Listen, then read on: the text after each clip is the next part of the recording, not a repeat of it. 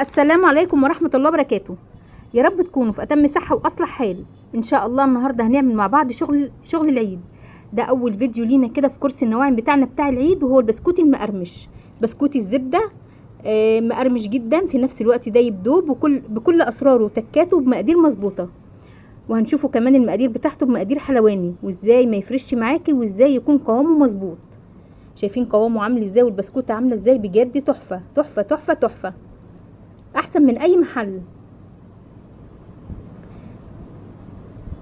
وهنشوف كمان سر التسويه بتاعته، وازاي نطلع التسويه بتاعته مظبوطه بمقادير مظبوطه جدا. يلا نبدا على بركه الله، نشوف المكونات والمقادير وطريقه التحضير، ونقول بسم الله الرحمن الرحيم.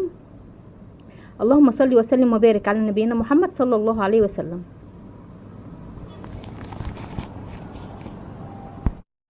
اول حاجه لازم نعملها، لازم نتبع المقادير مظبوطه.